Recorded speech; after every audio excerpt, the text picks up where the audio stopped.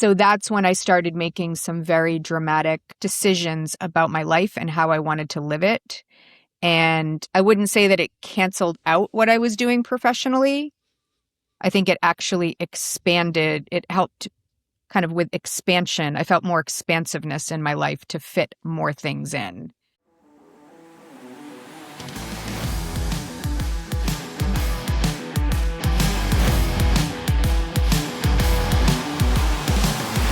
Hey everybody, welcome to the Leadership Syllabus. I'm your series host and leadership performance coach, John Jaramillo, and the Leadership Syllabus podcast provides insights from leaders on the main leadership lesson they've learned from their work, life, and experiences and who they are as a person.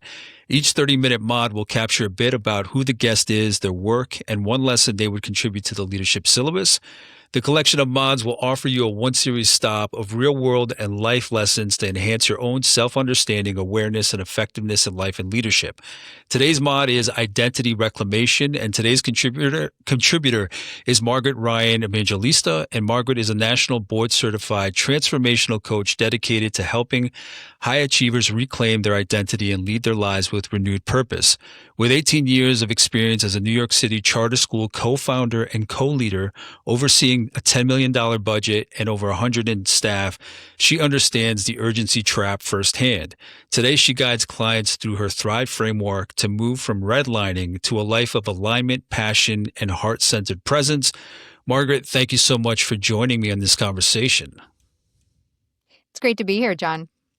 So first off, how would you describe yourself? Who are you as a person? Who am I as a person? How would I describe myself? Well, I think it's interesting that you asked that question because I think at any phase of a person's life, they would answer it differently, right? So who am I as a person right now? I think I'm a person who has a ton of respect for life. I'm a midlifer, so I'm kind of in the middle. So I have life ahead of me and I have life behind me. And so I think it's a gift in terms of taking a pause and really gathering the wisdom from before to bring it forward to just have, like an encore almost for the rest of my life. And so who I am as a person, I'm a constant learner. I stay curious.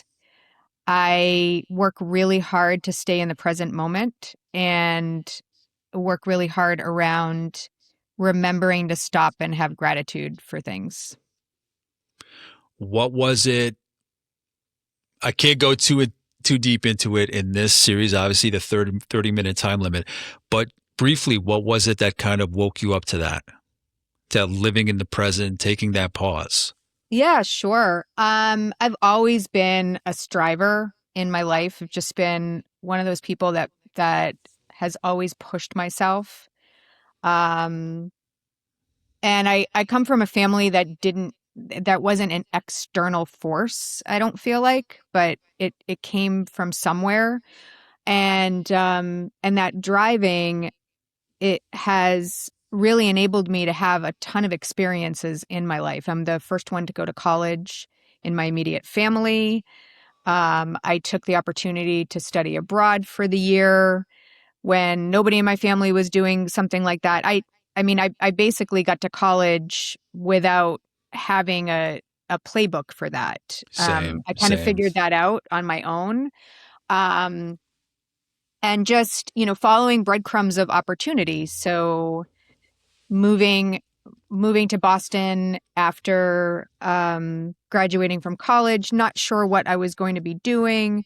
So kind of had a waylaid stop along the way, and then moved to New York City because I became a Teach for America Corps member and stayed in education for 25 years with first teaching and then opening my own school with my husband, actually. And we ran it together for 18 years. So there was kind of like this nonstop, just like kind of upping the game. And part of it was this pull of, yes, I want to do this, but it's also just like, and what's next and what's next and what can I do next and how can I challenge myself. And I think that's where, when you mention the redlining, that comes into play.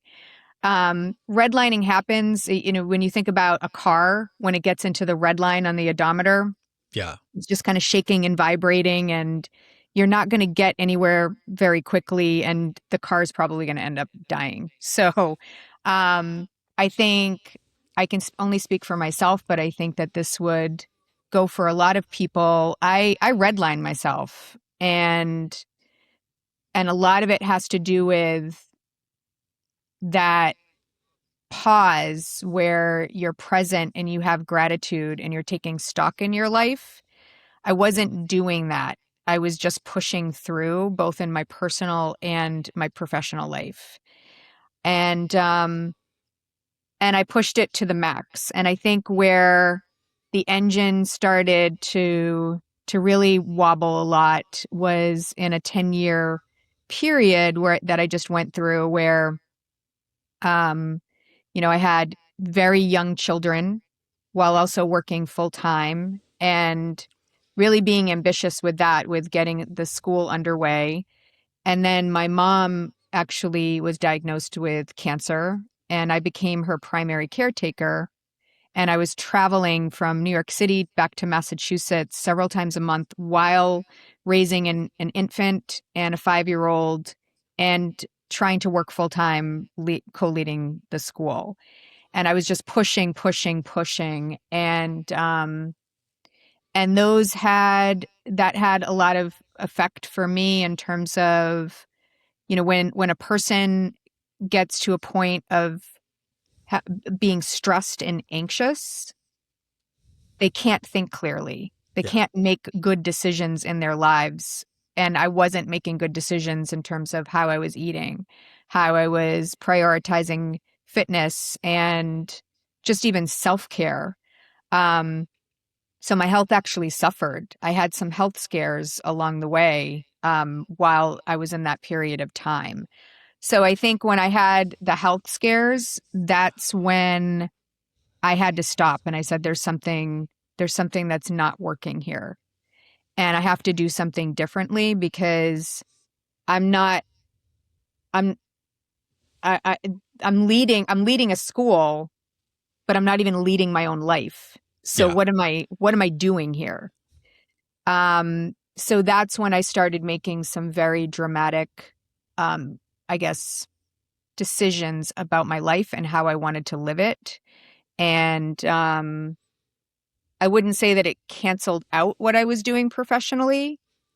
I think it actually expanded. It helped kind of with expansion. I felt more expansiveness in my life to fit more things in. So then there are different points between that and when you launched your coaching career. But can you tell us a little bit about your work? Can you share some of the work that you do with your clients?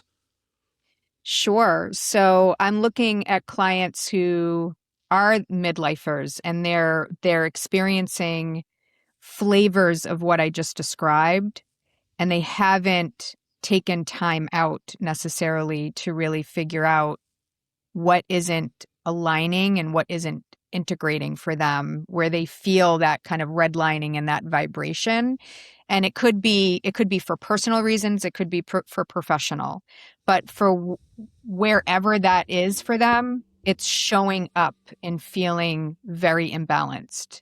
And it could come out as um, feeling burnout, feeling overly emotional, feeling just kind of um, dissatisfaction with their life. It could be like a numbness too, but there's somewhere where there's maybe a trigger that happened, even no matter how subtle it is, where they're saying there's something that needs to be different. And so that's where I come in. I help with that awakening so that they can find the inner compass that they have for themselves, to find that purpose and alignment. Basically like their own personal Yeah. mission statement. For you, what has your work taught you overall? We'll get into like the leadership side of it, but what have you taken from your work? How has it changed you overall? how has my work changed me? Are you talking about the whole trajectory? Just, I mean, your realizations, if you just look at what you're doing with your coaching, there's success in coaching, you're accumulating clients, you're putting your name out there, you got branding going on, whatever the business side may be. But how has it changed you as a person? Yeah. I think once I started my coach training and then subsequently working with clients, I realized that there's such a crossover in terms of the same struggles and the same personal growth is the same for me as it is for my clients. So, I think I'm I'm walking the walk every day. So I believe that if I'm going to coach clients in this transformational way, I have to do that too. So I'm in a constant cycle of learning. And I would say some big things would be for me is really confront where I am and be realistic about where I am, and also constantly think about, well, what are my values? How am I anchoring my values to any kind of shift that I want to make, any kind of decision that I want to make? How does that play out in the overall vision? And trusting myself more, I think, with my inner wisdom has definitely helped. Self-compassion I've learned to do along the way. And this is something that I work with a lot with my clients as well. Self compassion is huge because when you may know, you may come up with a vision and values that you feel really resonate for your life. That's one thing. But then how to get there and actually live it are two different things. So, and that's a process and a path. It's lifelong, but without having that self-compassion, reflection, curiosity, and even courage, it's really hard to continue down that path. Sometimes you gravitate towards what's safe, even if you're not happy with it. Yeah. Yeah. So then identity reclamation is the mod title. There's that theme that I can hear throughout what you shared from your history, your journey with clients, what you've learned from your coaching. So, can you put to words identity reclamation? How does that play out in your life? Where was it you began seeing that in terms of this wording? Because this wording is very specific, reclaiming your identity. How would you build out the lesson from what you've seen in your life and work to get to this mod title? What was it that brought this up for you when I asked you what would the mod title be? Yeah, I mean, I think the bottom line truth is that you cannot lead a team, you cannot lead an organization or enter a boardroom as a leader unless you're ready to step up and lead in your own life. That's the bottom line. And leading in your own life is what helps you reclaim your identity because Tell me more. I want to know it, more. it takes work to do that. So when I think about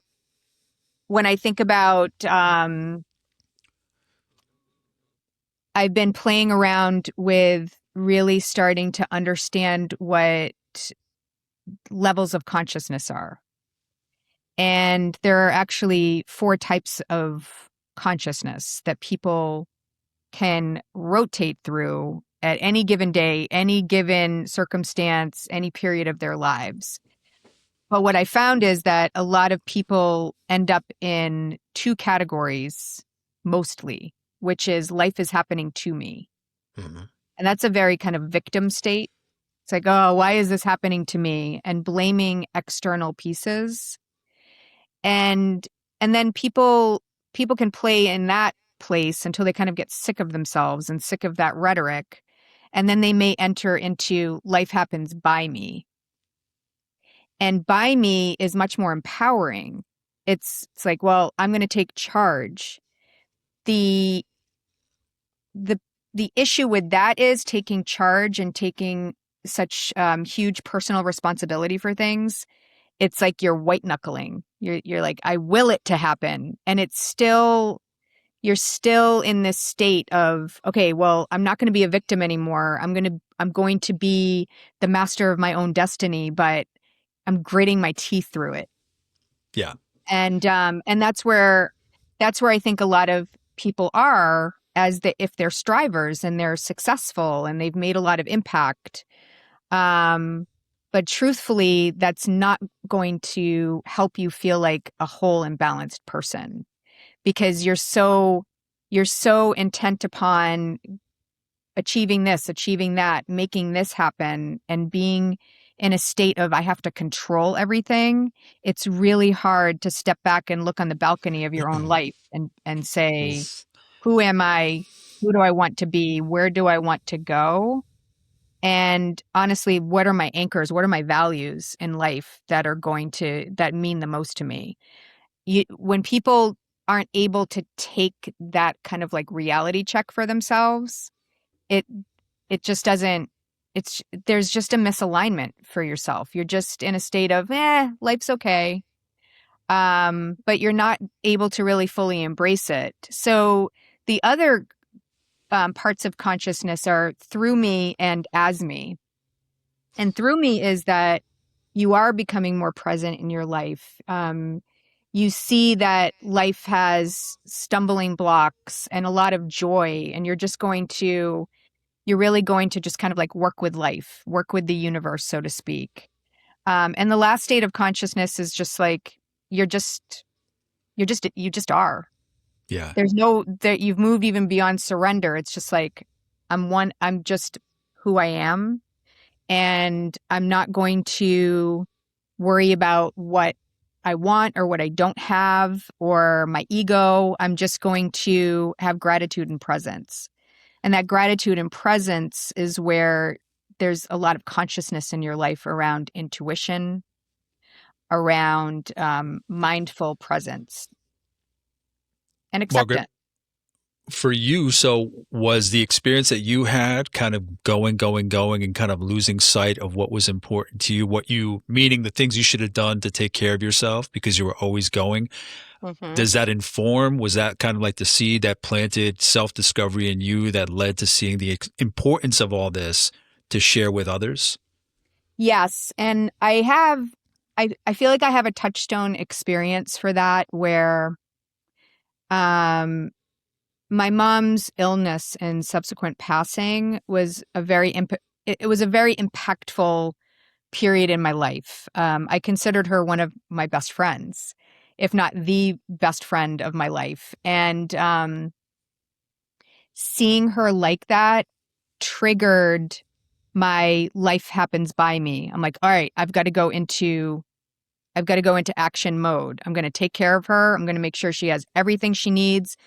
I'm going to make sure that she's eating well and checking in on her, making sure that her treatments are going well, her medication, and this and that. And I'd go and spend time with her around her treatments, and it was like I had this mental checklist of everything that was going to make her life easier. And I realized when everything came to a quiet close with her passing, and I had more time to reflect, I realized that the biggest thing that I would do differently if I had the chance again was to just be present and hold her hand and sit there, because I was trying to have phone calls and video calls with my staff and running the school remotely as much as I possibly could during that time, and picking up her medications, doing this, doing that. And, of course saying, I love you, mom, and checking in, getting her dinner and this stuff like that. But what she really needed was for me just to sit there next to her. And it's probably what I needed more as well, but I didn't give myself that because I didn't give myself that space to just cooperate with the way life was and to just be in that moment. Um and I don't ever want to do that again. Hmm. I don't want to do that no matter where I am. I don't want to do that with a client. I want to be very present with a client. Yeah. If my kid wants to tell me the 50th story about her day and I have to be doing X, Y, and Z, I want to just be Yeah. present and listen to her. Um, And if I went back again to running a bigger organization, I'd want to have a more even greater human-centered approach that I just need to be present. Thank you for sharing that. That's beautiful. That's beautiful, that realization of that time you took with your mom. And hindsight's always 2020, but as long as we can kind of course correct the way you seem to have and you're intentional about doing going forward, I mean, it's the best that we can do at this point, right? Margaret, for you, okay, call to action. When it comes to identity reclamation, what are some steps that people can take that they can execute in their everyday, that they can take right away to move towards reclaiming their identity? What would you suggest and recommend? Sure. So I think some things for people to really think about are really sitting with themselves and facing their own truth. And facing their own truth could happen in many different ways, but it's just like, where are you in your life?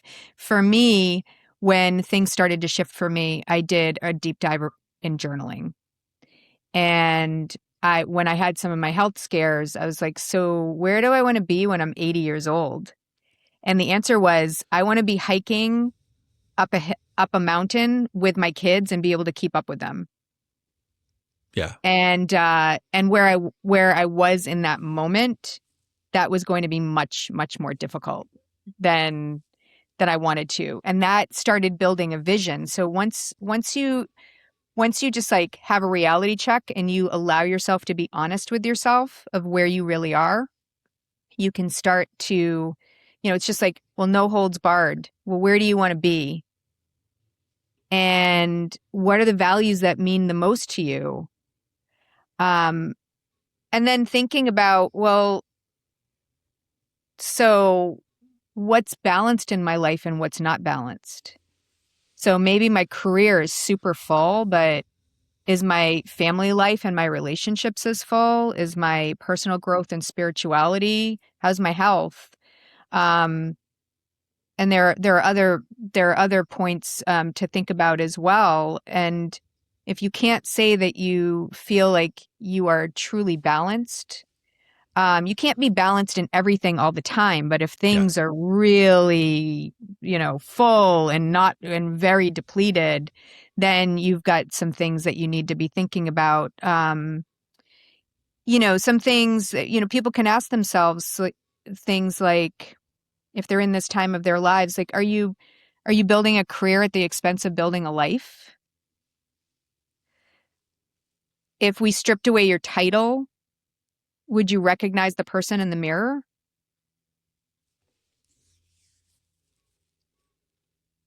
And these are the things that can help start kind of moving that needle. But it takes courage. It takes the commitment to have some quieting time where that consciousness, I talked about intuition and I talked about mindful presence, that those things are actions. They don't just happen.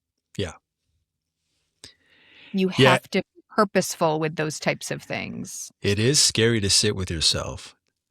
You Mm-hmm. know, the hardest part is getting started. And the hardest part in this kind of work that I've experienced, that I've seen and heard about from other people, is really sitting with yourself, understanding who you are, where you come from, and why.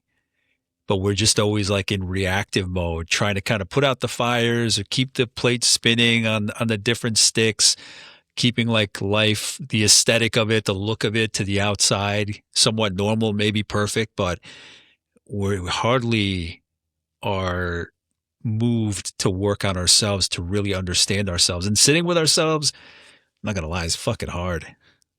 It is hard. And it's hard, but it's also, sometimes you don't even realize that you're not sitting with yourself. I belong to right now a business mastermind. It's some colleagues and I who are getting together to look at a model of peer support and coaching for each other as we're at different stages of our business. And part of that commitment that we've made to ourselves is doing some reciprocal coaching. We're all certified coaches, Yeah. and I just had a reciprocal coaching call with one of my colleagues last week, and she was asking evocative questions around what was coming up for me and what my focus was.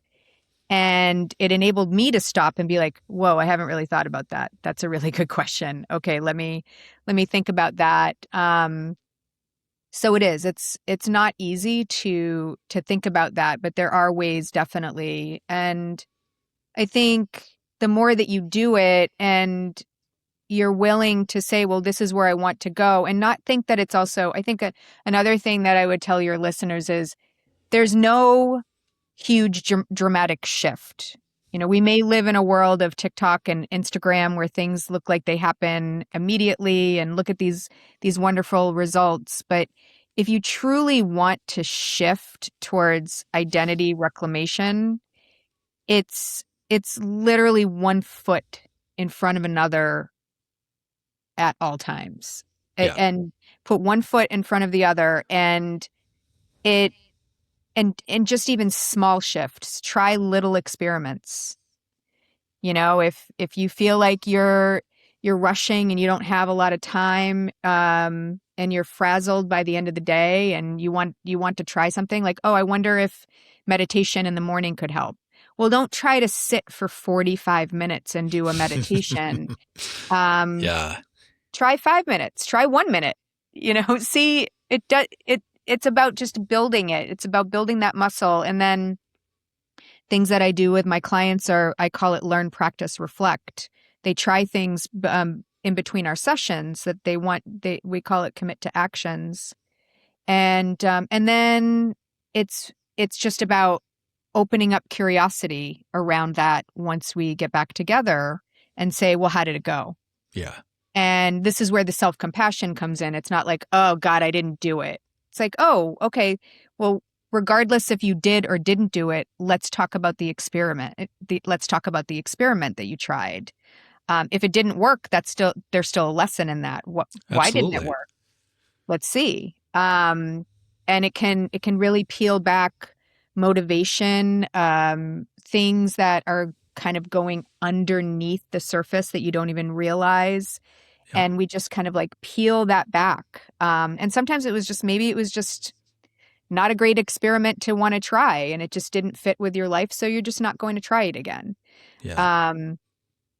But that's how you get your identity back. Yeah, we have to get more comfortable with experimenting. I think I try to put that in my kids' mind. But Margaret, in wrapping up, thank you for everything you shared. Is there anything else that we might have missed that you want to share? I'll share all the information about your website, your services, anything at all. But if there's anything that I might have missed, please feel free to share now. Yeah, I think I would just thank you. It's been great to be here. I just think that listen to your inner wisdom. If you feel that there's this friction inside that's pulling you, explore it. Because Yeah. there is something that you are trying to tell yourself.